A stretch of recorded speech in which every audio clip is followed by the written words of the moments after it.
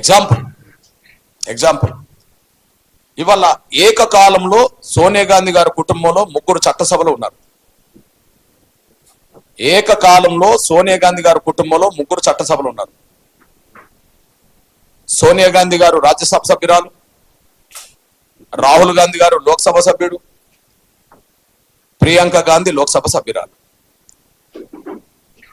అంటే కాంగ్రెస్ పార్టీని శాసించే, కాంగ్రెస్ పార్టీని నడిపించే సోనియా గాంధీ గారి కుటుంబంలో 3 ఏకకాలంలో చట్టసభలు ఉండగలిగారు. బహుశా భారతదేశంలో ఏకకాలంలో ఒకే కుటుంబం నుంచి 3 ఉన్న కుటుంబం సోనియా గాంధీ గారి కుటుంబమే. వాళ్ళ పలుకుబడికి అది నిదర్శనం. ఆ తర్వాత కాంగ్రెస్ పార్టీలో మళ్ళీ ఏకకాలంలో చట్టసభలో 3 పంపే అవకాశం, 3 పోయే అవకాశం మళ్ళీ మాలలకే ఉంటుంది. భారతదేశం మొత్తమే చెప్తున్నాను. అందుకు సాక్ష్యంగా ఈరోజు కాంగ్రెస్ పార్టీ జాతీయ అధ్యక్షుడు అనబడుతున్న మల్లికార్జున్ ఖర్గే గారు కాంగ్రెస్ పార్టీకి అధ్యక్షుడే కాదు, ఆయన రాజ్యసభ సభ్యుడు. ఆయన సొంత అల్లుడు, తన కూతురునిచ్చిన భర్త సొంత అల్లుడు గుల్బార్గా నుంచి ఎంపీ. మల్లికార్జున్ ఖర్గే గారి సొంత కొడుకు, కన్న కొడుకు, ఆయన కర్ణాటక సిద్ధరామయ్య ప్రభుత్వంలో ఒక మంత్రి.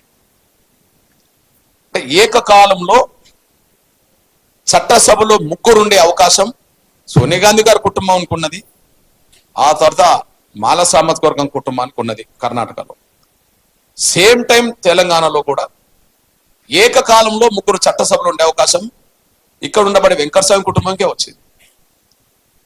ఇక్కడ ఉండబడే వెంకటస్వామి గారి కుటుంబానికే వచ్చేసింది.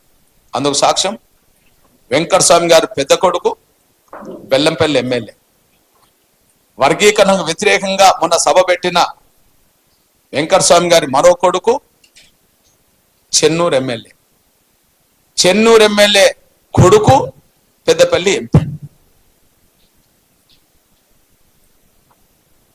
కాంగ్రెస్ పార్టీ అంటే ఎవరిని చూస్తారు? సోనియా గాంధీ కుటుంబాన్ని, రాహుల్ గాంధీనే చూస్తుంటారు.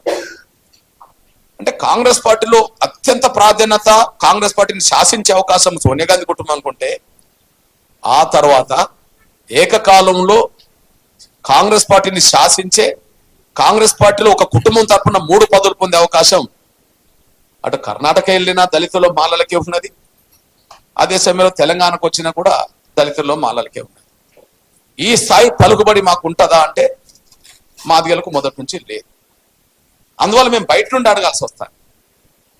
మాదిగల పక్షాన కాంగ్రెస్ పార్టీ పెద్దల్ని, సోదరుడు ముఖ్యమంత్రి రేవంత్ రెడ్డి గారిని మేము బయట నుండి, ఆ మాదిగల పక్షాన బయట నుండి మేము కోరాల్సి వస్తుంది, విజ్ఞప్తి చేయాల్సి వస్తుంది. మాకు పలుకుబడి లేదు కాబట్టి. అదే సమయంలో ఇంకొక విషయం కూడా గుర్తు చేస్తున్నాను. అనునిత్యం రాహుల్ గాంధీ గారి అపాయింట్మెంట్ తెలంగాణలో ఎవరికి దొరుకుతుంది? అనునిత్యం మల్లికార్జున్ ఖర్గే గారి అపాయింట్మెంట్ ఎవరికి దొరుకుతుంది? ముఖ్యమంత్రి కన్నా అప్పుడు ఇప్పుడు కొంత దొరుకుతలేదేమో కానీ మా మల్లు రవి గారికి, మా మల్లు బట్టి విక్రమార్క గారికి నిరంతరం దొరుకుతుంటారు.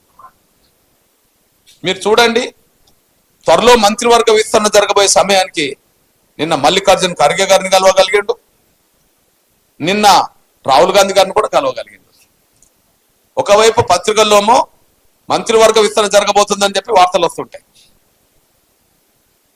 మీరు ఈ మధ్య కాలంలో రాహుల్ గాంధీ గారిని, ఉత్తమ్ కుమార్ రెడ్డి గారు, మన మల్లికార్జున్ ఖర్గే గారిని దాదాపు ఎవరు కలవనన్ని సార్లు మల్లు రవి గారు కలవగలిగాడు. ఎవరు కలవనన్ని సార్లు సందర్భాల్లో మల్లు బట్టి విక్రమార్క కలవగలిగాడు. కానీ ఈ మధ్య కాలంలో ఎప్పుడన్నా మా కాంగ్రెస్ పార్టీ మాదిగ నాయకులు, లేకపోతే కాంగ్రెస్ పార్టీ ప్రభుత్వంలో ఉండబడే మా మాదిగ మంత్రి అనబడుతున్న దామోదరం రాజనరసింహ ఈ మధ్య కాలంలో వాళ్ళు కలిసినన్ని సార్లు ఎప్పుడు కలవడానికి అవకాశం వచ్చిందా? రాలే. ఎందుకంటే బహుశా మా వాళ్ళకు సరైన సమయంలో అపాయింట్మెంట్ కూడా దొరకదు. వాళ్ళు ఎప్పుడు పోయినా అపాయింట్మెంట్ దొరుకుతుంది, వాళ్ళు మాట్లాడాల్సి వస్తారు. లోపల ఏం మాట్లాడతారో బయట చెప్పరు కదా.